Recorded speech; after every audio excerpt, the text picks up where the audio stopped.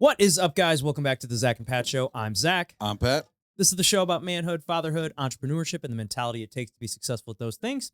And we'll probably sprinkle in some helpful real estate advice, too, because that's what Pat and I do. You know, guys, life can be tough. You can go through some things and struggle at times, but this is the show to let you know that you're not alone. So if you're someone out there going through any of these things, this is the show for you.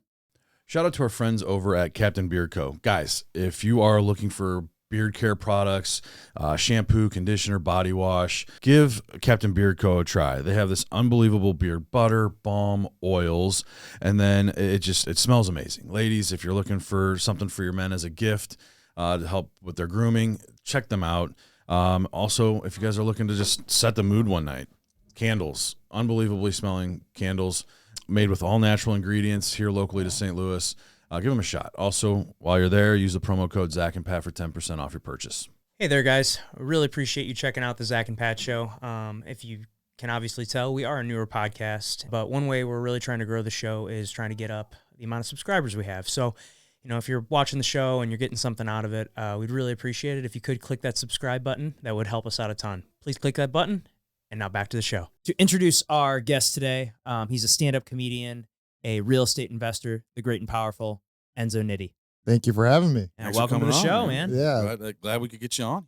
Yeah, I'm happy to be here. We meet earlier this week, and here we are. I know. Things are moving. Yeah, no. Moving. Corey's on a mission, man. When I came into that meeting, I was very surprised. I thought it was just going to be me and him chatting. Yeah. And then I see like a whole team, and then I see you guys, and I'm like, well, this is something. This is something and real.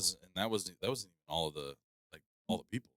You got Monica Adams out there that's getting her stuff set up. Yeah. You got Cam Jansen and Reed Lowe that have their things that they're doing. So I don't know if we'll ever see them in the meetings, but yeah. Well, yeah, no, I'm really pumped. Whatever Corey's got cooking in his brain, he's putting on paper and it's coming to life, and that's really cool to see. Yeah. That's really cool to be like, hey, I have an idea, I'm gonna execute it, and it's gonna happen, and it's like flourishing, and yeah, it's really awesome. Yeah, I want to kind of talk about your show. So you just recently kind of started a podcast somewhat recently, right? Mm-hmm. Yeah, sitting down with stand-ups. Awesome. Yeah, it's really cool. We're just going to be, me just highlighting local comics in the St. Louis area, talking about comedy, talking about their journey, and kind of the behind the scenes about comedy, and just having a good time, really. It's a lot of people have glorified comedy because it's so big right now. Dude, it's bigger than it's ever been. Yeah, everyone, awesome. And it's gonna keep pop. growing. Yeah. No, it's gonna pop. I mean, just because it's like so big, it's like uncomfortably big. Like it's everywhere. And when I say pop, it doesn't mean it's gonna go away. It's just gonna be like it's gonna get normal again. Yeah. Because comedy wasn't always like this, but I would like to in the interviews that I talk with the comedians, kind of just give a realistic touch of what it's like to be a stand-up comic that's not on Netflix, that's not touring or just the realistic early stages of comedy, because it is glorified, but it really is not glorious, Yeah, for sure. Because we're out every night doing comedy, 2-3 times a night at bars with maybe a couple of people. Sometimes we have good shows, and we just do it just to try out our bits, just so we can get the opportunity to get a paid gig and then see if those jokes work there. So talking about all the comics and all of what we do behind the scenes, I think it's really good conversation, especially with the comics that I'm bringing in. It's just very, very entertaining. I had a very unique perspective on that. And I liked how we were talking the other day about you getting on stage with the meta glasses. Yes. Whatever. That'd be sweet. That would be cool to see, like that bird's eye view of what it's like being on stage, getting that real behind the scenes look at what you guys are seeing up there. Yeah, I want to do that. Shooter style, Yeah, very much so. Because a lot of people, anytime I tell somebody I do comedy, they're always like, I could never do that. That's so brave. And it's like, it's not. It's just, it's actually like psychotic to like want to go out every night to seek approval of complete strangers. It's kind of nuts. But I always thought it would be a really cool idea to be like, man, I wish somebody could just try comedy once, just to see what it's like. Because it's not that crazy. I did an open mic once. It didn't go so well. No, Yeah. but you did it though, Yeah. and that's the fun. And some people will never try that. So I thought, why don't we just do the meta glasses? Yeah. Give people See what it looks like. Yeah. a POV of what it looks like to do well, or maybe what it looks like to not bomb. do well. Yeah, I had Sam and Michael. Sam and Michael, right? Yeah. Yeah. They come out. Producers. Yeah. The producers of the show came out to the Funny Bone, and there was a really packed house. There was like, I don't know, 90 people. It wasn't so, but for an open mic, that's like really good. Awesome. This And was just I'm the like, other day, right? yeah, just the other day, and I'm like, all right, I'm gonna bring out some good stuff, maybe some new stuff, crush it because it's gonna be on camera. And it was just like real quiet, Mm. and then it was just like, yeah, man, it's not always gonna be, sunshines and butterflies. Sometimes it's just quiet, and then you just gotta, all right, what are you gonna do with that set? You gotta listen to it, and then Which I'm sure adjust is it. painful. Yeah. Oh, brother, Yeah. Change the inflections. listening to yourself in complete silence is just hearing yourself is the worst. Sure. And hearing yourself like quote unquote fail in Yeah. front of an audience is like, but then you You're just got to reliving it. Yeah. reliving it, and you just got to dissect it and be like, all right, why did this go wrong? And sometimes it's just Changing not the your timing night. a little bit, or changing just, your timing. It might be the audience Different is crowd. Yeah. Yeah. they're just there to see their friend. They've never really been to an open mic. They're not like quote unquote comedy fans. But sometimes you just suck, and sometimes that's okay. It's Yeah. like sometimes you just have bad nights, and if your energy is not aligned with where you need it to be to perform well, the audience can feel that. And then it's just like, yeah, they're not into you because you're not into it, so it's not going to work out. You really have to be in the zone, and it's hard to do that because when you do it so often, it's hard to not like just be repetitive with it. But like if you really take it seriously and take it like every set is like an opportunity to grow, you can make it far in comedy. You really can. Just like anything, right? Sure. Right. I mean, just like anything else you want to get good at. It Yeah. takes reps and practice. Mm-hmm. Trying it over and over and over again. Attentive reps. Yeah. Yeah, attentive reps. Because you can swing at a golf ball 1,000 times a day, but if you're not swinging it right, it ain't gonna work. It doesn't make sense. Yeah. Just practicing bad habits. Exactly. So why do you think comedy's so big right Comedy got big. I think comedy got big because there were so many restrictions of what people can say, and comedians kind of like pushed that barrier. Dave Chappelle did that a lot. Sure. Whether the content that he put out was appealing to you or appealing at all, or some people might not find it funny, some people find it hilarious. It's like he pushed the envelope, and then people are like, "Well, you're not supposed to say that. You can't say that. I want to listen." You know what I Yeah. mean? Like you want to listen to things that are taboo. That's why when comedians, most of the time, especially early on comedians, you talk a lot about sexual content because it's Easy. taboo, Yeah. right? You're not supposed to talk about it. And so I think when things got a lot more censored, comedians started rising to the top because they were talking about things that you're not supposed to, and that caught a lot of attention.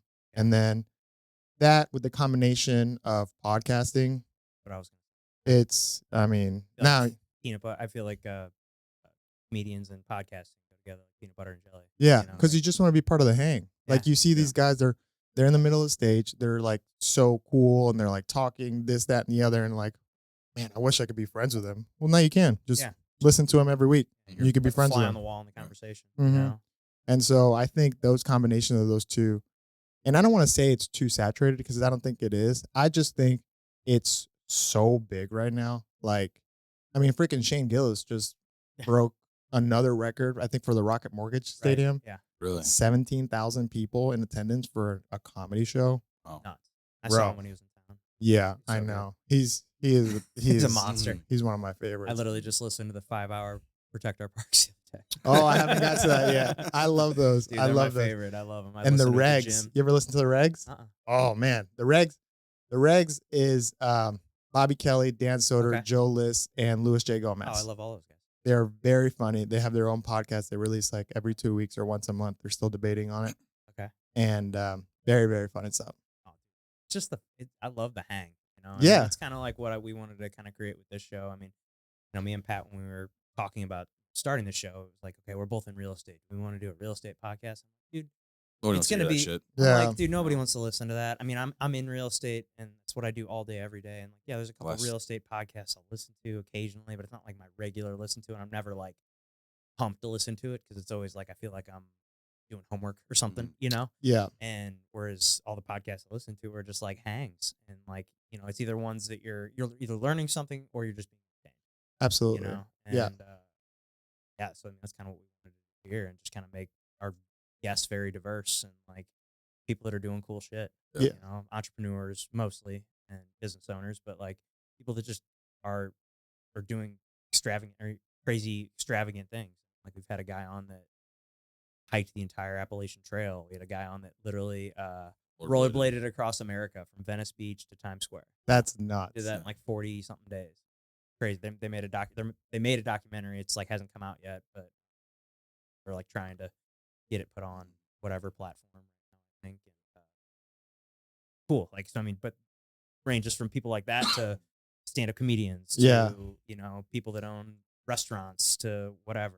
That's kind of what it is. Yeah. Unique people. Unique people, risk takers, Yeah. you know, people that are just kind of taking a risk on themselves. I think that's really cool. And I mean, real estate investing is a big risk too. For sure. You 100%. don't want to like, you know, completely separate that from who you truly are, because that's like your main source of income. That's probably like what you spend a lot of the most time with. But you're right. There's already Brett Daniels. There's already Jamil. You know, they're always like, Yeah. There's so many real estate podcasts out there that it's just like, if you can combine a little bit of everything, what you guys like, I think. Well, and that's the thing. It's like, it's not like we don't talk about real estate. Like, there's every once in a while we'll do an episode where it's just the two of us, and we would mix it in, you know, once every. Sure. Yeah. Yeah. But for the most part, it's now, especially now that we're switching up game plan. We're doing 4 guests a month, 4 episodes of just him and I. Now we're doing 6 guests and 2 episodes. So like the episodes that we're doing, we've got our book of the month that we do a book, read a book, but Oh, nice. which is fun and Forces us to read. yeah, Yeah. it does. It forces us. It's a good habit. All right, you reading or you listening? Both. All right. Yeah, it just depends. Like, No, it doesn't matter though. right. Yeah, It doesn't matter. It's if I consuming, get it's like consuming good information. toward the end I'll of the tell month you and I'm this. a little behind, I'll buy the audiobook. Yeah. I think reading is less productive than listening. Well, because you can with listening, Listen you can and do do shit. You can do things. so much. Oh yeah. Like people always like, you should read it. You're not. Are you reading or are you listening? Dude, it's the same shit. You're still Come on, consuming the information. Yeah, exactly. Yeah. Like you.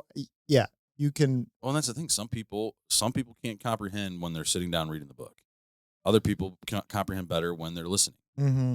I mean, for me, I like the reading aspect of it. I feel like I comprehend it better because, like you said, you can be productive while listening to things, and I kind of like drowns out in the background. And so for me, I would rather sit down and take the time to like, hey, I'm gonna go read for an hour. Mm-hmm. I'm gonna get more out of that than I'm gonna. No, listen. there is something about like you exercising your brain to sit down and read. I like listening to audiobooks when I'm driving because I used to listen to podcasts a lot and a lot of comedy podcasts, and it was great, but it was just like, man, like I can take so much better time when I'm driving if I'm listening to audiobooks. So now I'm like, maybe once in a while I'll listen to a podcast, comedy podcast, but it's mostly just like audiobooks. I'm listening to this book right now by Matthew Dix called Storyworthy. And this is like the second time I've listened to it. And it's just how to tell a good story. And then he has a second one that I haven't got to yet, that it's how to allow stories to help your business. Because that's pretty much how you stand out, because everybody can share the same information. But if you can sell it in the sense of a story, I think it's a lot more memorable and a lot more impactful to get your point across, as opposed to just, a slideshow or just telling the Stories sell, man. story sell. What's one of the biggest points you picked up from that first book so far? This one is mostly about how to tell a good story. So there's a lot of intricacies on how to tell a good story. My biggest takeaway, and I've been doing this for about a month now consistently, is at the end of the day, write down 3 things that happened to you that day. And it has been so impactful not only because I am able to recall little things that happened that day that I will inevitably forget tomorrow. And if I look back to it, I'm like, man, that was a nice little moment that I had with my fiance. And I would have never remembered that if I didn't write that down. So it really allows me to remember the little things. It allows me to slow down time because now I can have more of a grasp of time because I'm able to recall these little moments. And What was it? Did you smoke her acid up down? Game? no, dude, Yeah. we play Killer Queen, and she's actually pretty nasty at Killer Queen. Okay. The third one is writing down little things that have happened in my day has been like it has been able to unlock so many stories that have happened in my life because it's like I'm exercising the part of my brain of recalling. I'm recalling just the short things that happened that day, but now I'm like thinking of stories that have happened to me like when I was 14. I'm like, bro, I haven't thought about that in years. And now I'm like, how did that come up? And that has been really impactful for me just to be able to recall little things throughout the day. It's kind of changed my perspective of time, changed my perspective of like what I should be able to appreciate throughout the day, whether it's little or big. And yeah, it's been a game changer. Well, and I'm Awesome. sure that probably helps with your writing too, I would imagine, right? You know, Yeah. I mean, coming up with bits and stuff. Yeah, because the funniest bits literally happen when you're like, it's so like it's so small. Like the funniest bits are so small, and you just like dissect it and Just a deep, little idea that you just kind of or something unfold, small right? that happened. Like okay, I was talking to my fiance. She called me an idiot, but my I was talking to my fiance. I have a scar on my hand here, and she was like, "Whatever happened to you there?" And I was like, I told her, well, that's a punctuation that happened when I climbed a fence in Colombia. And she said, a what? Like, a punctuation. It's like, that's not it. It's like, the yeah. right word. And she's like, punctuation, that's the end of a sentence. And I'm like, yeah, that's the end of the story. There's nothing else. I got punctuation that I've been doing here. And she was like, no, it's punctured, not punctuation. And then Yeah. she said, she was messing with me, but she was like, you idiot. And I'm like, you know what? You calling me an idiot hurt a lot more than the punctuation that happened to me here. And like, that was such a real moment because I was dead on, like honest, like, yeah, it's the punctuation. And it's just like those moments are like small and somebody might just like Almost where you can overlook it. kind of poke fun at yourselves. Yeah. But that's not like a big, huge story. And then I can talk about bits about how I'm not a smart guy. And then I can go into a rabbit hole of self-depreciation, Deprecation. self-deprecation. Now now I'm on the train of saying the wrong words. And then just go into a rabbit hole of that. And then now I'm looking for these things. So Yeah. it does help a lot with comedy. I really like the idea of writing them down. 'Cause I have a post-it note on my mirror in my bathroom. Like, just says what went well today. So like every night when I'm brushing my teeth, it reminds me like sit there while I'm brushing my teeth. I just sit there and think about all right, what went well today. But I think that's just take what you're doing is just taking it a step further and just trying to like and actually like writing down 3 things. Yeah. It's I just- No, because you can sit there and think about it, but are you going to remember that? Right. I'm not gonna remember Yeah. it. I'm just Looking thinking about back it right on on it. it right now. I'm like, oh yeah, okay, that was a good phone call I had. I really liked the way I handled that. The Mhm. podcast we recorded today, I thought we went really well. Whatever. I'm just sitting there thinking about while for the, minute I'm sitting there brushing my teeth, doing what you're doing, better. Yeah, and what I do is I put a reminder on my phone to come up at the time that I'm probably gonna go to bed. It's more or less around like 9:30. It's at 9:30, and usually I'm either I'm out or I'm not. If I'm not, I'm probably going to bed by like 10 o'clock. And instead of doom scrolling, I'm like that notification pops in. Is like, okay, what happened today? And yeah, it's really nice. Do you just like write that in a journal, or do you do it On my phone? notes, on my Notes. notes app, and Yeah. Is that how you do all your writing? I do all of my writing on my WhatsApp. I write to myself. So just in case if I ever lose my phone, I know notes are backed up. But like if I send myself text messages, WhatsApp is as long as I have WhatsApp. Because with WhatsApp, I can do it on my phone. And I also have the WhatsApp app on my computer. So I can type stuff out. So then Smart. when I have an idea for my WhatsApp, then I'll bring it to my Google Docs and I have all my jokes on a Google Docs, and then I'll write stuff out on my Google Docs. And then if I have sets, I go to my notes, and that's where I have the sets that I'm working out. Pull 'em up right there. Yeah. So then I have a process of like from WhatsApp. If it's a good idea, then I write it to Google Docs, and then if it makes it to a set, then I put it on my notes. So then it's Kinda like a chain. Mhm. I think it's so interesting because I've listened to a ton of comedy podcasts. It just seems like everybody does it differently. Yeah, everybody does it different. Like when I write jokes, I have to write every word down exactly how I'm supposed to say it, and then I can weave even in and out of those bits. But some guys, it's like Like bullet points or whatever. it's just like cow, and I'm Yeah. like, all right, I'm going to talk about my bit about the cow, and I'm like, that's good, that's awesome. But and everybody's different. There's no right way or wrong way. It's whatever works for you. I like to see it as just like, okay, this is the setup. This is the punchline. This is where people are supposed to laugh. Now I have this bit. Okay. Now I can weave in and out of, I can add stuff to it. I can go into this direction. I can go this angle, this, that, and the other once I have a structure of it. Until I have that, I can just go up there and riff, but it's a different muscle. It's like you got a riffing muscle, you have a writing muscle. It's a completely different face of comedy that you do, and some people create material in one way, and other people another way. Yeah, So how long have you been doing? I've been doing stand up 3 years last October. Yeah, What kind of gave you the courage to get up on stage, or something you do, or like what was the initial kinda led crazy. to it? Real estate got me into comedy, Really? which is nuts. Okay. Because my fiance and I, we started a wholesaling company back in 2019, and we were doing it remotely, and we were doing it out of St. Louis. Like we were working in St. Louis. We had a boots on the ground guy that we were splitting everything 50-50. So we'd get the leads, and So you're then not from here. no, I'm not from here. I'm Okay. from Fort Lauderdale. Okay. Yeah. And then we were doing that remotely, and then we're like, you know what? If we're going to keep doing this, we should probably move here. So then we moved here.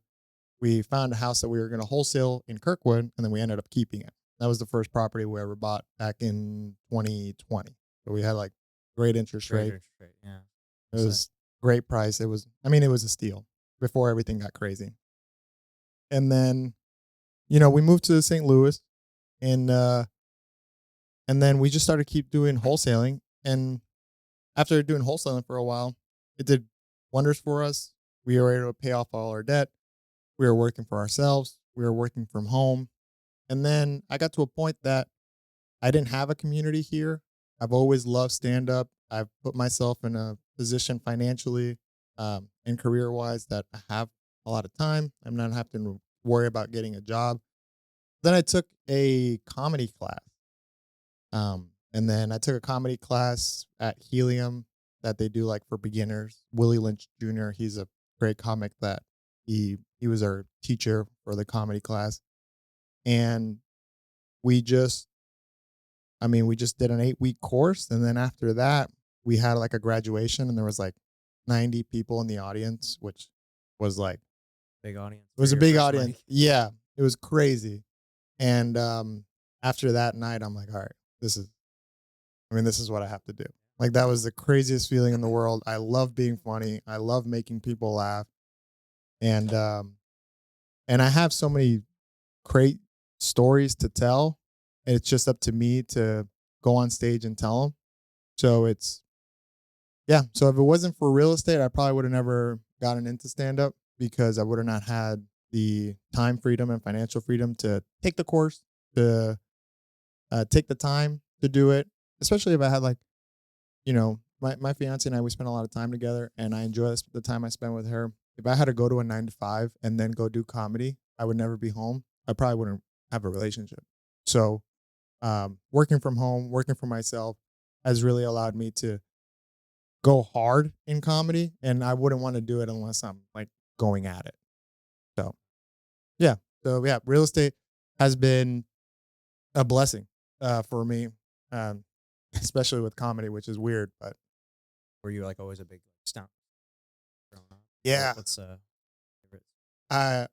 I I became a Sandman fan when I got my appendix removed in 6th grade because growing up, we didn't have a lot of money. So we had like a TV that was still by a knob. Like we had to turn the knob. Yeah. And I had my appendix removed and I had to stay home and my mom had to go to work. So she's like, okay, what channel do you want it? Because you're not going to be able to get up from bed until I come back from my lunch break. And I would like just put it on Comedy Central. And then I would just watch stand-ups for hours. And 30-minute. Yeah, 30-minute specials.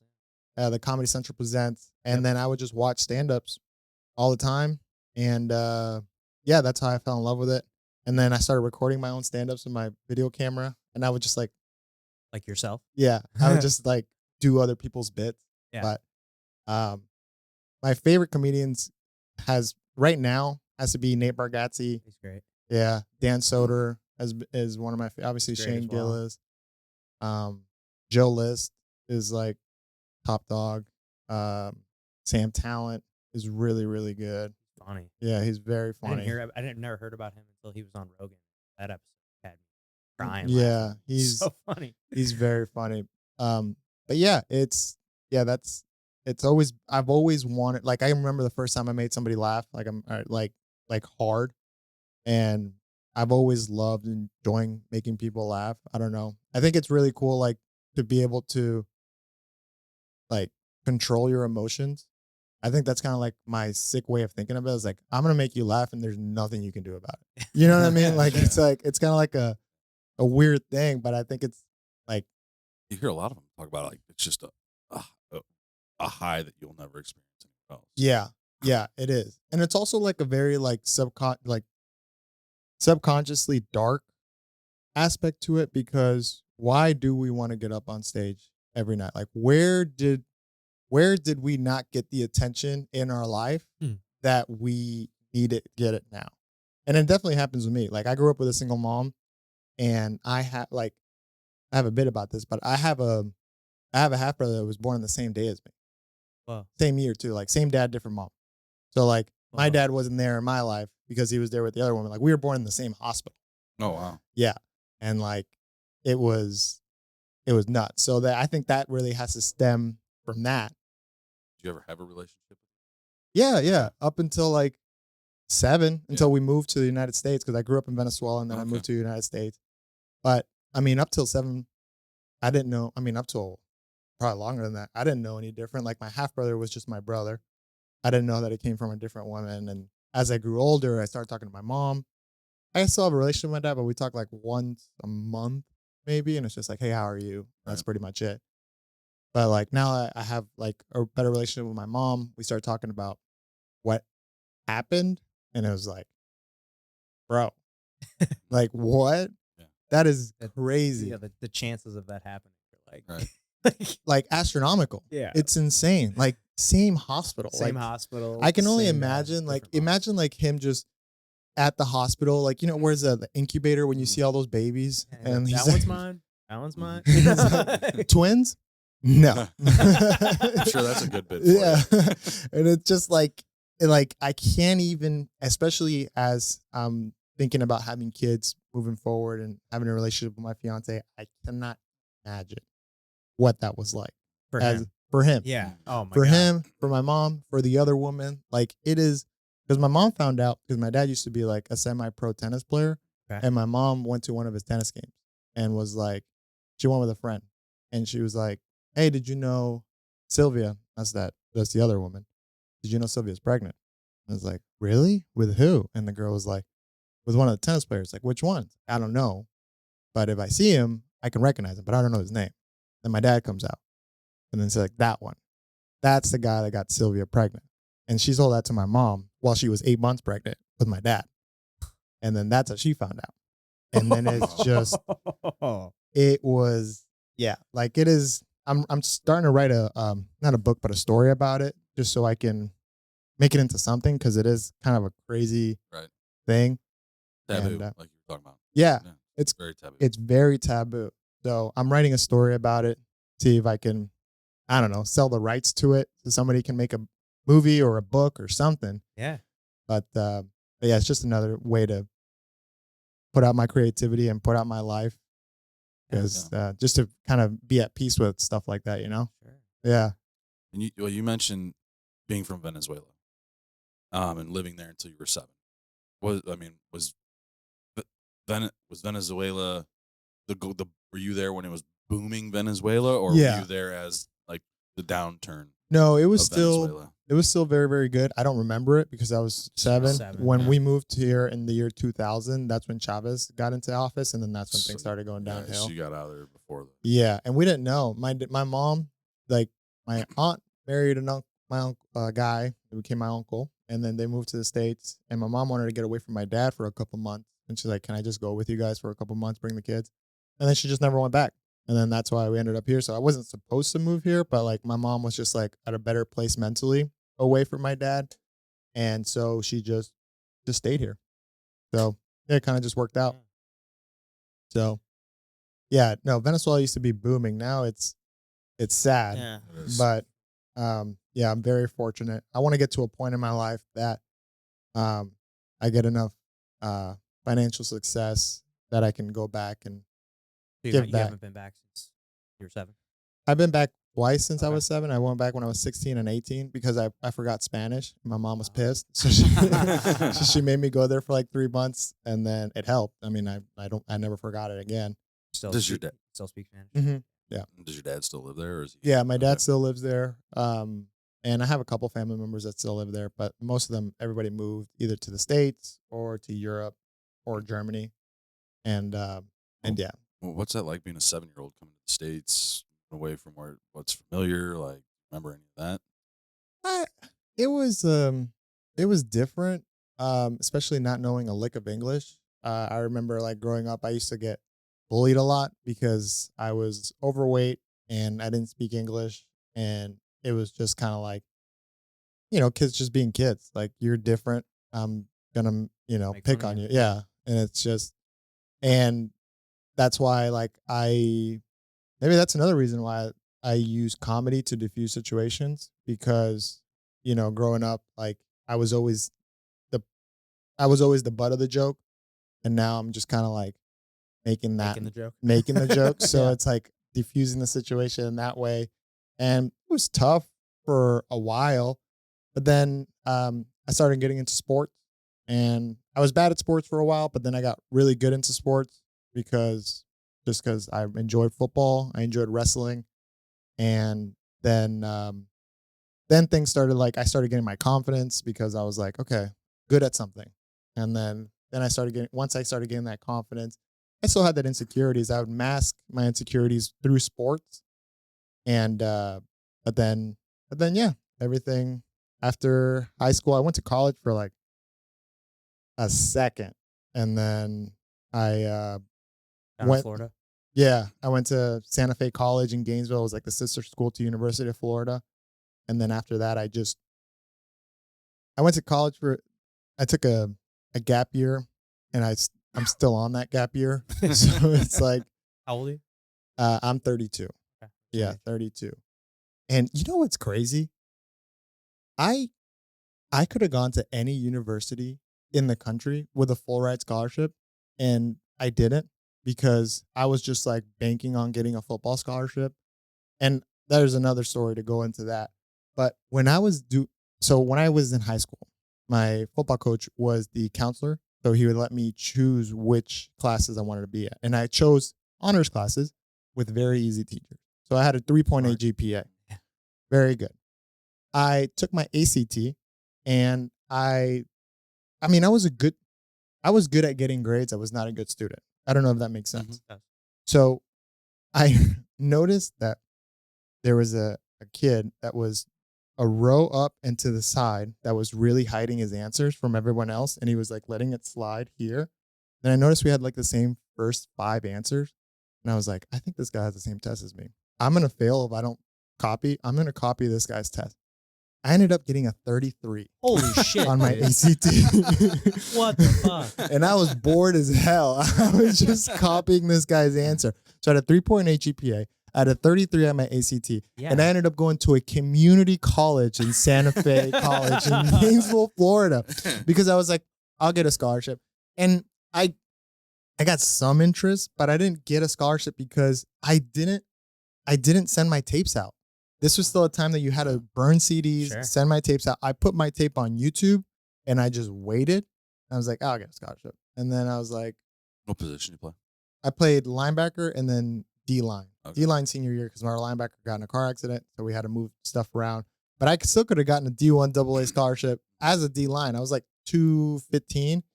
And then I just ended up kind of letting that go to waste. And I think about that so much. And it's so interesting how often I think about it because it's like, it takes so much mental space when I think about things that could have happened instead of things that are going to happen, that it's a good reminder to be like, you have to not think of opportunities that pass because then you are going to let opportunities pass in the future. So you have to think about things that could happen as opposed to things that could have or should have happened. And so it's a good reminder for me. It's like, I got to let those stuff go. So, but yeah, it was crazy. I'm surprised that. And then I had to do like remedial classes in Santa Fe College. I was just like, I'm out of here. I don't want to do this. But then yeah, I started getting a job and then pandemic hit and then I started getting into real estate. Yeah. So how did you kind of get into real estate? How did that? My fiance met somebody that was doing wholesaling. And for people out there that don't know what wholesaling, I'm familiar, but like for the people out there that don't know what wholesaling. So give us a little wholesaling version. is selling the rights to a contract. So if I got a property under contract from a seller, let's say you're the seller and you want $50,000 for the house, I get the property under contract for $50,000. And then I sell my rights to this contract to an investor, which is you. You're the investor. And let's say I sell it to you for $60,000. So at closing, what happens is the seller gets $50,000. You get the property, you purchase it for $60,000, and I get the difference, which is $10,000. So that's wholesaling. Yeah. And we got into that.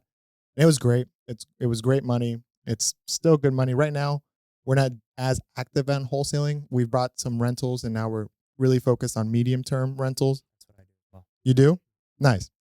Yeah, so we have 6 medium-term rentals, and we loved wholesaling. We loved the money. It was great money, but we kind of got burned out to it. We don't like cold calling anymore. Yeah, so is that how you sourced your leads, cold calling? Sourced it, cold calling. We never did anything else but cold calling What and was texting. Your preferred software? Resimply. Resimply was our CRM for just to manage our leads. For cold calling, we go batch dialer, and Mojo. we did. Man, if I knew how lucky we had it back in 2021 when nobody was calling, bro. Everybody's doing. I get like, dude, it's nuts. And like, I wish I would have not been so money hungry and been like, why don't we just keep some of these? Because we ended up getting 6 rental properties in 1.5 years because they're like, no, we're buying. Like, we have too much money in the bank. Like, we need to buy, we need to diversify, we need to get some rentals. And we bought 6 properties in a 1.5 years. And then, but like up until that point, we probably did 200 transactions and like we didn't buy any of them. And and I didn't know any better. Sure. And the guy that we were working with ended you up. can make a fucking killing wholesaling. It's quick, easy money. Whereas the rentals, it's a long game. It's a long game. And the guy that I was working with, he ended up screwing us over, but he was like, no, just keep wholesaling. Just keep, because he was happy. Sure. He was getting 50% and he was just closing and dispoing and we were getting leads and we were doing mostly the hardest part. Once you have a good lead, it's kind of like now he'd be the guy that boots on the ground, shows up at the house. Yeah. Oh, yeah. So, so we just didn't know any better. But then once we bought our first one, we're like, okay. And now we have 6 of them and it gives us a good base of income and it's nice and it's, medium term. It's relatively easy. I love it. Yeah. I've only got 2. Look, I'm always going to buy more. Yeah. Where are yours at? We do St. Anne, Overland, U City, Dogtown, and Edmondson. That's where all of that. We have a long-term rental in Kirkwood. Do those ones in up north? 12? Yeah, they do well. They do well. We have because you got the airport there. Yeah. So you got a lot of Boeing guys coming in there that needs to come in for work and stuff like that. And we work with a lot of relocation companies. Yes. So I've gotten a couple. I get a lot of traveling nurses, a lot of pretty low. I got one. I got this one family that's been in my property. It'll be supposed to be originally 6 months. Insurance? No, Oh. they were. She's from. It's a couple. Their daughter. She's from here originally, and they came back to help because their mom got sick. Mom ended up passing away. They were living in Virginia. Like, man, we have really nothing tying us to Virginia. The cost of living in St. Louis is so much cheaper. Mhm. Like, maybe we should just stay here. And so they've just been like, well, let's try it out for 6 months. And then that turned into a year. And now they're looking to buy a house, and they're Hang having out. a struggle. I was like, you guys stay as long as you want, Yeah, you know? 'Cause I love that. It's great. When a medium term tenant turns into Turns a long into long term. Oh, it's Oof. like, oh, Ooh. yes. Yeah, I got Great. one that's about a year and a half because their house burnt down, Oh, yeah. and it's in St. Anne. Yeah. And yeah, $2,200 a month. Yeah. It's like Killer, nuts. dude. Yeah. And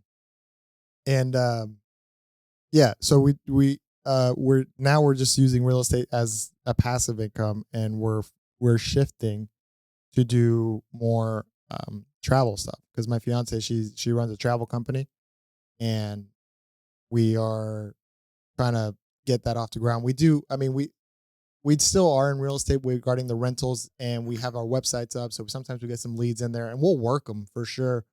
But as far as real estate goes right now, actively, we'll do medium term rental consultations and just any leads that somebody like maybe needs some help with. And then we'll like, oh yeah, we'll help you. We'll sell it, go from there. Cause we still have all our connections, and we always did good business with the people that we worked with. So it was just like, yeah, if something comes, we'll work it. But right now it's just mostly passive or consultation with the medium term stuff. So Like it. It's awesome. Yeah. I'm always looking in my business partner trying to buy a couple here. I wanted to get a hand. We've got the two right now.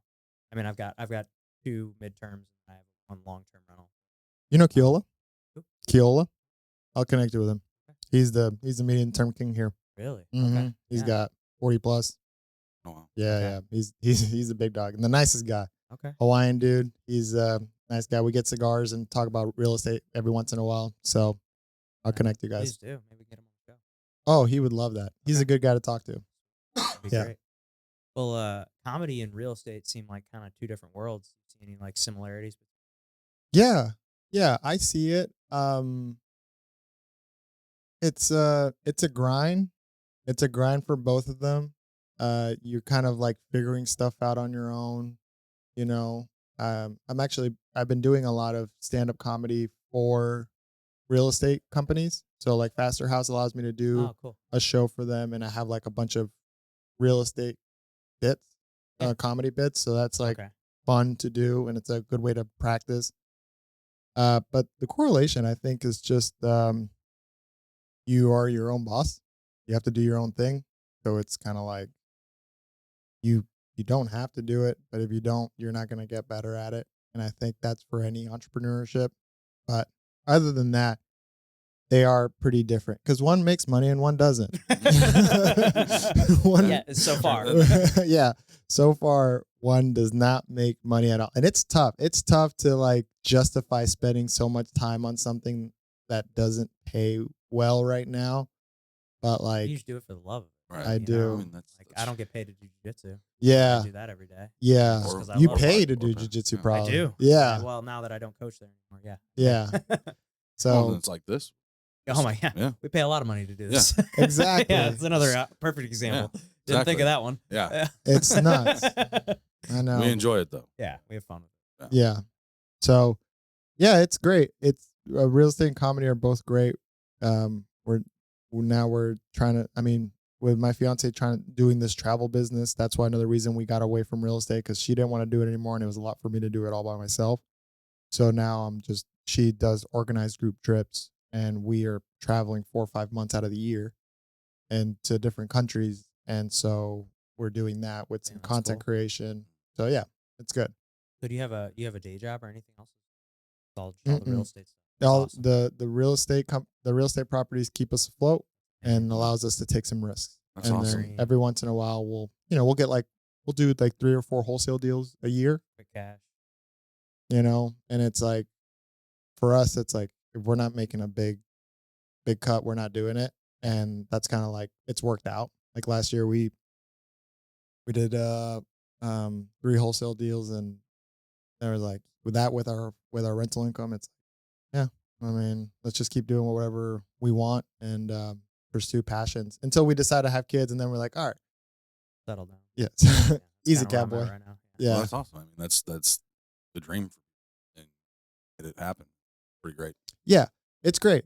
And you think, since I don't have a day job, I don't work, but I feel like I work so much more that I don't have a day job. Like I'm up like at 7 a.m. I'm working out, and I get home, and I'm like working on stuff that we want to accomplish until like 6:30, 7 p.m.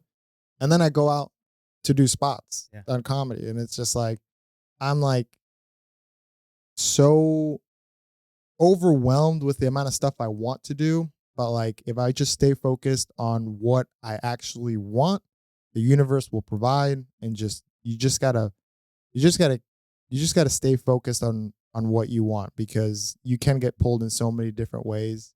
And it's very easy to have shiny object syndrome. But if you focus on what you want and you keep doing that, doors will open nonstop, like nonstop. It's 2025 so far has been very eye-opening in the sense of like, man, like I've said it and I'm doing it, and now things are happening. And it's just like, it might not be something, but like it's proof that it's like, if I said it, I'm doing it, things are gonna happen, and we'll see where it goes. Well, it's awesome that you have the freedom to do that and actually pursue the things that you pursue. That's great. Yeah. That's everybody's goal in life. Here we are, and here you are, and your fiance doing it. That's awesome. Yeah. Kudos to you guys for that. Yeah. So speaking on the comedy side of things, where ultimate goals there, where do you want to take that? What is it that you see yourself doing with comedy? I want this to be my day job. Okay. I want it to be what I want to do full time. I want to be on the road quite a bit, maybe 40 weeks out of the year.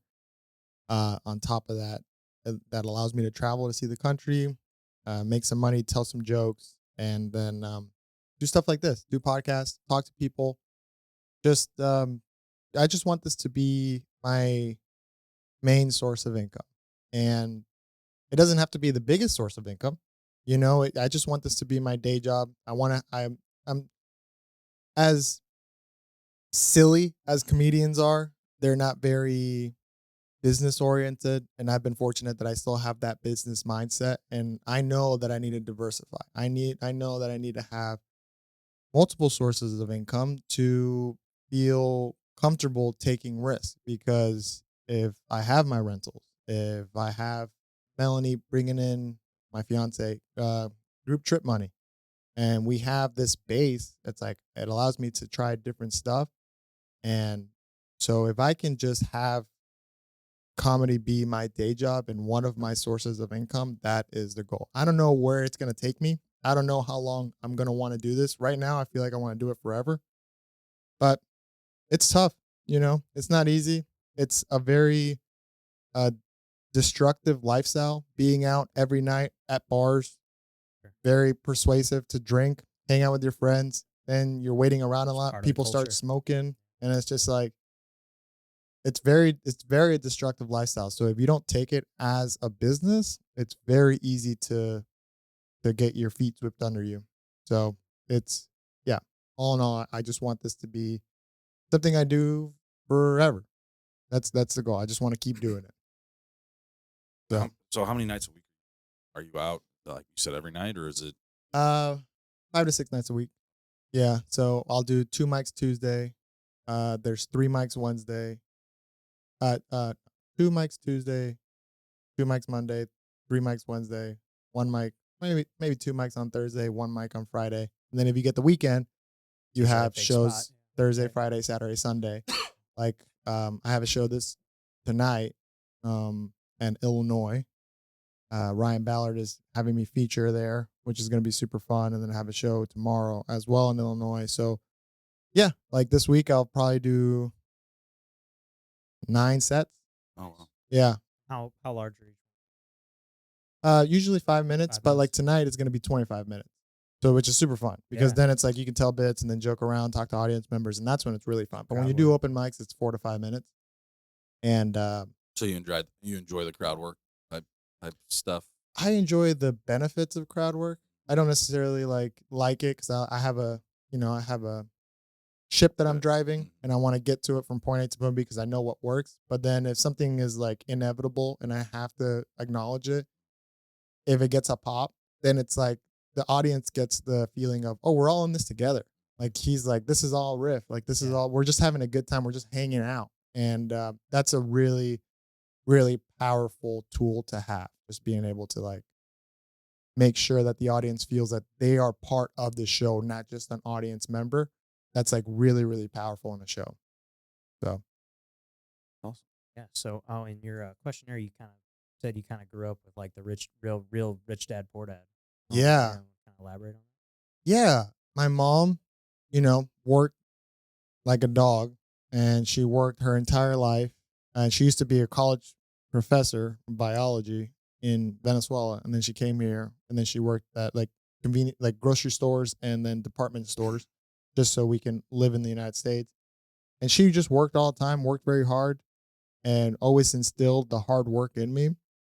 But then my uncle, the one who married my aunt that brought us to the United States, he was retired by 35 and then just started investing in real estate, had over 400 doors back in South Florida and just sold them all like a year before I got into real estate, which sucks. But he probably wouldn't have sold me anything. He's that business minded. But it made me realize like you can work hard, but it doesn't mean you're going to get paid well. You got to work smart. And he really showed me how to work smart. He it's so crazy. He really showed me the value of a dollar. He would pay me like $10 an hour to do like construction work in his properties. And he would just keep giving me $10 an hour until I asked for a raise. And then I was like, well, I was waiting for you to ask, I could have paid you way more a long time ago, but you never asked. And it's like, you have to see these opportunities. Like if you don't think you're being valued, like you have to do something about it. And that I always forget. I always remember that lesson because it's like, yeah, you have to speak up. You have to know your worth, and you have and as a 14-year-old kid, what do you know? Like I got to a point that I was so tired and it was so hot in Florida. I'm just like, I don't want to do this for $10 an hour. It's like, what do you want? Like I want to get paid more. It's like, how much? Like $20. It's like, okay. What? Wait, was that easy? Yeah. Yeah. So yeah, it was very, very eye-opening looking back on how my mom works, and she's such a hard-working woman, but still doesn't reap the benefits of somebody that works smarter. And it's not her fault.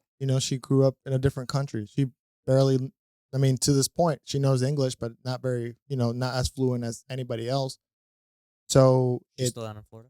Yeah, she's still down in Florida. And in all places, you don't need to really speak English in Florida. Right. Like you can just speak Spanish and you can get away with it. So it's a very, it made me realize that I don't want that path. I want the path of working smarter, not harder, but also work hard. So, yeah. Do you have any, I guess we're kind of bouncing back from real estate back to comedy, but do you have any good stories of like crazy things that have happened to you on stage? I've been heckled a lot. Doesn't really bother me.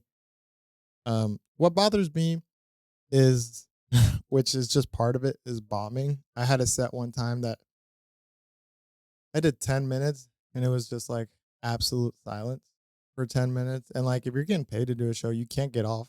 You have to do your time or else you don't get paid. Right. So it's just like sitting there and it's just like, I was early, I was new. It was like probably a year and a half in. I was doing just the most just raunchy jokes in O'Fallon out of all places, which is very, Bible. Yeah. Yeah. All that. And so, yeah, that sucks. But like crazy stories. I had somebody get hospitalized on a show one time that I was on. Like they just like passed out. Like in the middle of your set. Middle of the set. And then we had to turn on the lights and, see what's up. Then there was a paramedic that came and he was like, oh, I'm fine. Like, I'm fine. I'll just sit back down. Like it was a blood sugar thing kind of, but he was also drinking. So it was kind of drunk. And then he's like, I'll just sit back down. And then he sat back down and he's like, never mind. I'll just go home. Then as he walked away, I noticed that like he shit himself. So it was like, yeah, go home. Yeah, go home, buddy. Yeah, Yeah, go and clean it was- yourself up. Yeah, and it was just tough because you have to just, all right, All right, let's get back let's to get it. back to the Right. show. Yeah, Turn the lights exactly. off and give me the mic. Yeah. There we go. And sometimes I'll have people tell me that they want me to do comedy, and it's like a party and with music, and then they want me to do comedy. And I've taken the shows because I just want to get paid and I just want more exposure.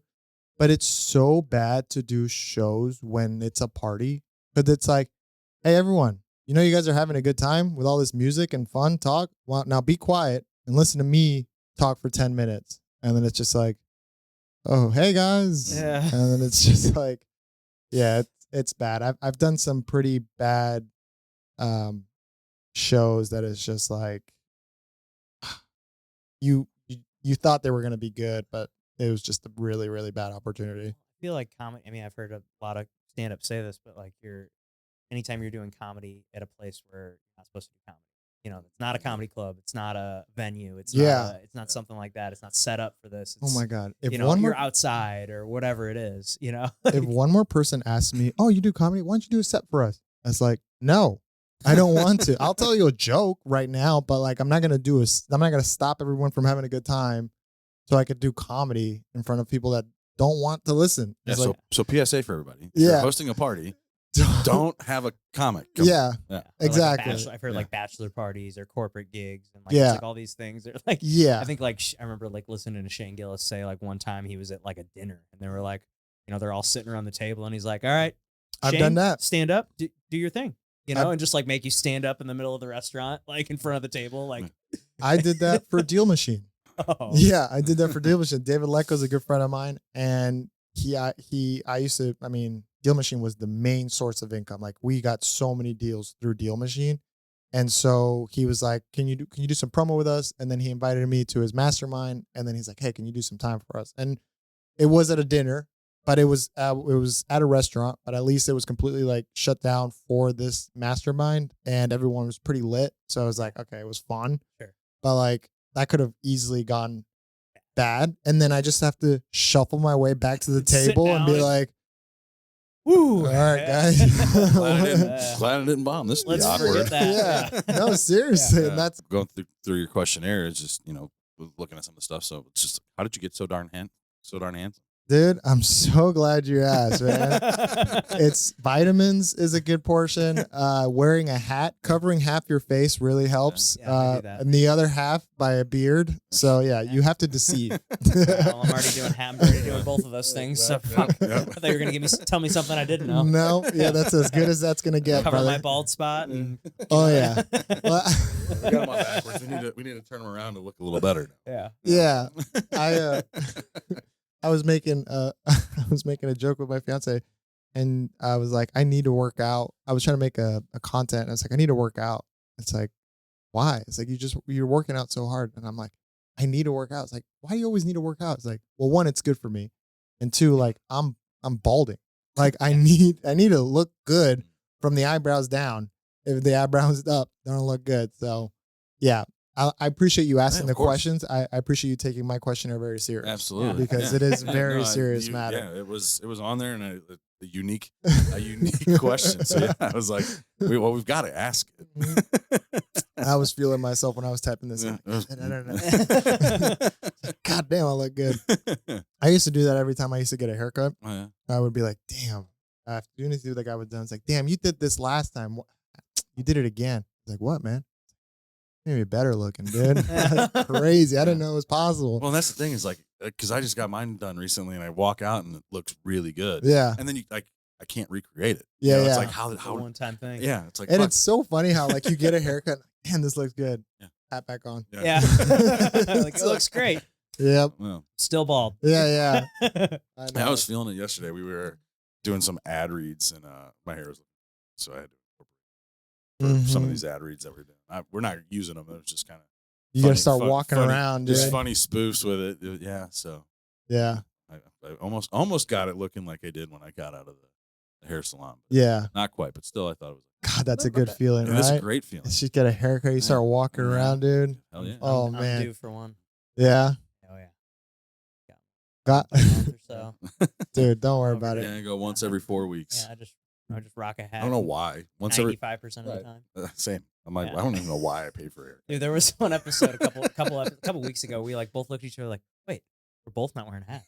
You know? Yeah. And I just realized we're like all wearing like the same fucking color. Oh yeah, Oh, man. dude. There we go. That's kind of crazy, Yeah, huh? what are the chances of You that? got blue jeans on? No, I got green pants on. Oh, okay. Yeah. So, hey, green It's shirts. like a forest green. Yeah, we're like all wearing forest green. Yeah. Yeah. We definitely didn't coordinate. No, we did this, not so- coordinate that. Yeah. It'd be funny Great if we minds. did. Yeah, I'd be It's like, like, hey, if you don't mind, yeah, can you just wear a forest green. Yeah. Forest Goes well- green? It Kind of our goes, thing. it goes Yeah. well with our plants. Yeah. Yeah, exactly. Our nice fake plants. Yeah. That's awesome. Gotta keep This them is an watered. awesome studio, guys. This Oh, is appreciate really, it. really cool. Oh, Appreciate thanks. it. This Yeah, well, is this is still a new thing. I mean, you're really like the second guest we filmed in here. Yeah. Really? Yeah. Oh, that's Yeah, awesome. We've only been here a couple weeks. You know, and then last week we filmed in the cigar lounge out there because they were doing construction. Like sounded like a machine going off on the other side of that wall. Really? Yeah. While they were jackhammering the floor. Did it pick it up? Oh yeah. Yeah. Oh, you Yeah. can hear it. Yeah, so we we're were like, oh, speak let's easy. go over There we there. go. Which is Mm. awesome. Which is a really cool setup itself. But yeah, it's not something that we're gonna make in every show thing. Well, we are going to be recording in there tomorrow. Yeah, we'll be in there this weekend. Yeah, we do these fight but- companion shows. Oh, you mentioned doing wrestling. Are you a UFC fan? I'm a UFC fan. I'm not like diehard, like I won't know names, but like Gotcha. Enjoy watching it. I'll watch it Yeah. on like big fights. I'm like, all right, I'm Yeah. gonna go to a bar or meet up with some friends and pay for the pay per view. Yeah. But like, yeah, I used to wrestle in high school, and it's crazy what those guys do. Oh, It's just really cool to see. I would never like to see it in real life. Oh, dude, it's the best. It's live. Oh, It's dude, I can't incredible. see somebody just get knocked out like that, dude. Dude, when you're there in person, it's like it's a different feeling. It's kind of like, like seeing a comedy special and going to see live comedy. Mhm. You know, like how much, I think for people say it's like, oh, it's like 70% is funny. You know, when you see it on TV versus Yeah, because when you're distracted. You're doing this, that, and the other. And then there's a part of like being in a crowd too. You know, and like, it has to be a tight crowd. If you go to a comedy show, and this is for like anybody going to a comedy show, try to go to a comedy club as opposed to like Enterprise Stadium, Mhm. because it's not the same thing. Because everybody, like, if you get in a club and everything is just tight, it's very vulnerable for people to laugh. People don't feel comfortable laughing, and so you want people to sit tight in a dark room where nobody can watch them laugh. And then if nobody can watch them laugh and then they see the person right next to them laughing, it's more likely that everyone's laughing. And if you get a room that's tight, dark, low ceilings, and it pops, man, that is the best scenario for a comedy club, comedy set, or anything like that. Because yeah, it's so different than seeing it at a theater or something like that, because it's just not the same. Yeah, I agree. I've seen comedy in comedy clubs, theaters, and and arenas, and I definitely think there's a little piece, or like what you said, being in a comedy club, there's like something special about that. Where you're just so close, and it's so intimate. You're like, depending on where you get sat, like if you're going to Helium or whatever, where they kind of sit you randomly, Yeah. like you could be fucking right next to the stage. Yeah. And you're like, oh shit, Exactly. I could be right there. I hope he doesn't fuck with me. Do you have a venue here in St. Louis that you like playing at more than another? No, I think I like them both. Like, it's Funny Bone and Helium. Those are the two. I really like them both. My home club is Funny Bone because I spend the most time there. I work the door there. They book me more than there because the booker is active, like he's at the club. And so if you're hanging out at the club, it's crazy because the Funny Bone is this Funny Bone in St. Louis, the Westport Funny Bone, is the only one that's not a part of the franchise. Okay. So like it's very separated from everything else. So it's not like a corporate thing. With Helium, it's more corporate. So the booking is more, it's from afar. So they don't really see like a lot of the of what's going on in the sense of like as active as like the Funny Bone. They still book all the local comics, but it's for me, I guess it's been a little more, I wouldn't say challenging, a little more of an obstacle to get more booked there. And at Funny Bone, since I work the door there, it also helps me out quite a bit. And it's just, both are great. Both are really, really cool clubs. They're so different. They have so many different talent comes in. I've never been to Helium. I've been to Funny Bone a bunch. Yeah. I haven't been to- Helium is fun. Helium Where's that at? That's at that It's at the Galleria Mall. Gallery Mall. It's Yeah. the Galleria Mall in the basement, and that has like, it's very dark, low ceilings. They get some really good acts Yeah, going I was there. gonna say, I feel like if I'm looking at people that come in town, I feel like I see more bigger names going Helium. Because they'll sign a contract with the franchise, so they'll hit a bunch of Helium. So they have some really, really good talent that goes there. I would love to work there more. I would love to work there more. Yeah, Helium. Helium. You said you live in Kirkwood. It's a little bit closer too. Yeah. It's so close. It's so close. No, I'm actually in Dogtown now. Oh, okay. Yeah, Okay. I moved from Kirkwood to Dogtown. How you like that? It's great. Still, much closer. Yeah, much closer. Yeah, I'm only much 8 minutes away. How crazy. So yeah, I love Dogtown. We moved from Kirkwood to Dogtown because like we didn't have kids. So it's like Kirkwood is great if you have kids, but since we don't have them, it's like we want to be closer to city stuff and all the good restaurants. yeah. Stuff. So Dogtown's great. So you've been how long have you been here now? Since 2020?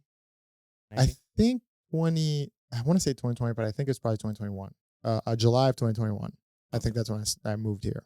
We bought the house in 2020 and then we bought the house in 2020 and then she needed some time to move out. So then after she had the time to move out, then we fixed it up a little bit. Then we moved in 2021.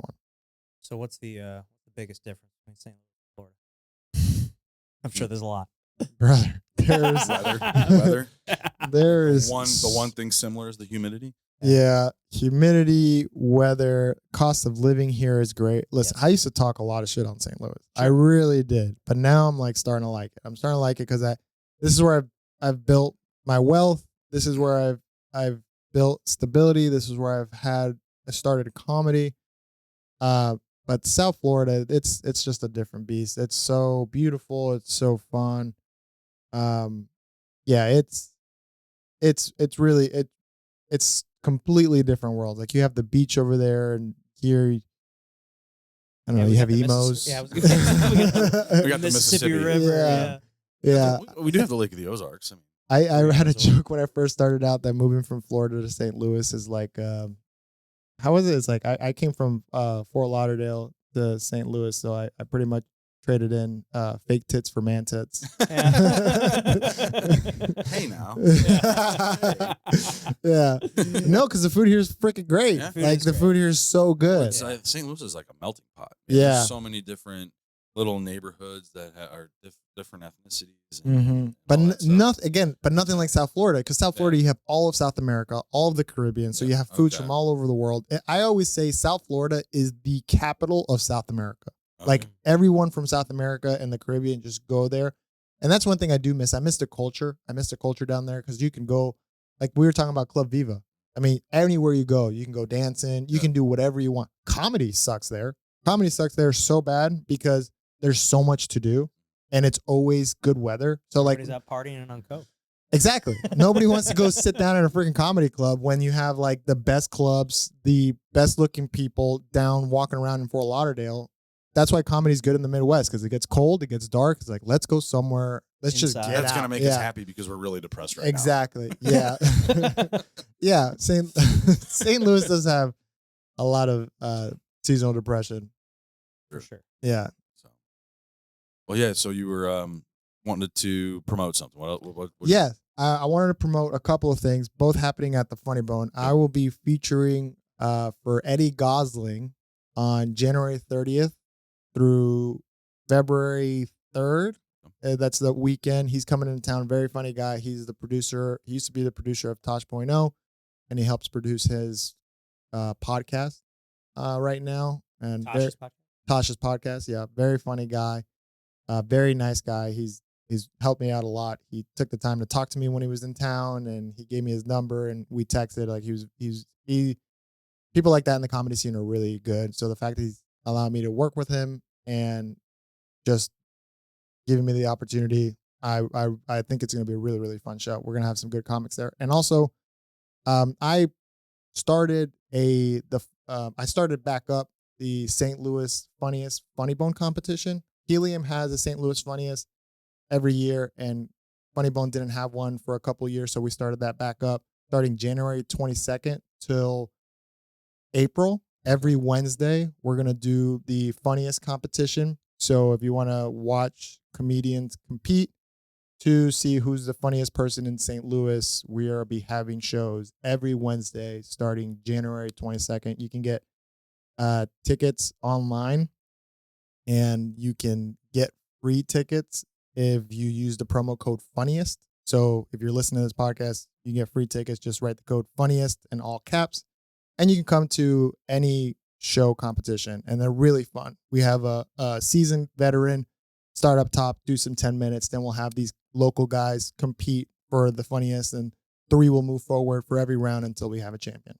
How does a comedy like a couple minutes? Everybody Whoever does gets 5 to 7 minutes. Most laugh or 5 to 7 minutes, and then the first round is audience based. So everybody gets a poll. So if you're an audience member, you get to vote who wins. And then That's cool. once we get everyone that has passed the first round, the second round we get judges, professional comedians or professional entertainers, or just local guys that have an influence in the entertainment business. Vote for the funniest person, and audience laugh is one of the criterias that they use for voting, but it's it's mostly judges that voted, and the winner gets it's $20 to sign up for the competition. So if somebody wants to sign up, you don't have to be a comedian, anybody can sign up. It's $20, and the winner gets the pot. First top 3 get the money that everybody has submitted. So it's a good way for comedians to try new stuff. It's a good way to promote the club, and it's just another thing that I can do to help the St. Louis comedy scene, because getting shows started is very difficult, especially just with comedians not being very organized. So if I can help give back to the St. Louis comedy scene, I think it's really good. And then you've got your own podcast. Yeah. Yeah. Tell us about that. Yeah. If you want to promote that. Yeah. Sitting down with stand-ups. It's going to be a comedy podcast talking to comedians, and just talking about local comics, talking about comedy, talking about some of the greats. And we're still trying to figure out what direction we're doing this, but I know it's just comics talking about comedy and just having a good time. That's awesome. Yeah, it's going to be, I'm really, really excited about it. I've talked to a lot of comics. I'm going to start talking to headliners that are coming in town. I'm reaching out to them, and when they start coming in town, like Eddie Gosling, we might be able to get him on the show. And yeah, so I think it has a lot of room for growth, and it has some legs to run. Well, I think the cool thing about that too, because you're talking about wanting to promote and get back to that, is now that we're all part of this Punchline production stuff, is mentioned before, guys coming in, they just kind of sit around, get them in and get them on all these different shows that we've got here. Yeah. And get their names out there. It's a win-win, because right. Punchline production grows, then they have an audience, and then maybe some comics that are really, really funny, maybe they don't have that good of an audience because they don't have the social media aspect to it, because that's a business within itself. Sure. They want to get promoted, and then it just feeds back and forth. And then they start growing, and then we start growing, and then it's just an ecosystem of growth in the content space. Right. Well, it helps too that Corey's got that. Yeah. Is that how you met Corey? Just through comedy? No, I came here because is it Julie? No, the owner of Venture Unknown. Oh, Joanna. Joanna. What's her name? Joanna. So Joanna met with Melanie, my fiance, about travel stuff, because my fiance does the group trips, and then Venture Unknown does so many group trips together. So they started talking together, and I came here to be like, hey, if you guys ever have like a showcase or like a meeting and you guys need a comedian, and I came. I was going to say you're going to be here next weekend, right? Well, yeah, I'll be here next weekend, January 25th, to do the comedy at Venture Unknown, and no kids that weekend. I'll be here. I'll be here as well. Good. So I came here to kind of just like weasel my way into like doing some comedy, and then Corey comes out and is like, "Hey, you do comedy, right?" Like, yeah. It's like, I just saw you on Facebook as a friend recommendation yesterday. He's like, really? It's like, yeah. And then he telling me that I started doing comedy. It's like, we should get together. And then we did a comedy show together, and then we just started talking, and our visions aligned, and our mentality is very similar in the sense of like just like allowing the universe to help us grow. Go getter. And then we're here. So awesome. Yeah, I met him out of straight coincidence. It was just timing. And again, the universe provides if you're focused on what you want. Absolutely. Yeah. I'm glad that you're a part of it. Glad we got to sit down and chat with you and all that stuff. So, but we like to leave it with one last question. Okay. Hit you with a surprise. It's called the Tombstone Game. Okay. All right. Here lies Enzo. What's it say on your tombstone? Here lies Enzo. What does it say on my tombstone?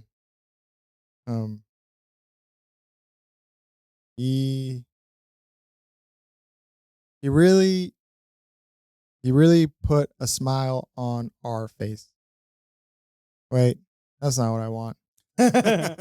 Extremely handsome. No, not extremely handsome. He made the people around him feel better.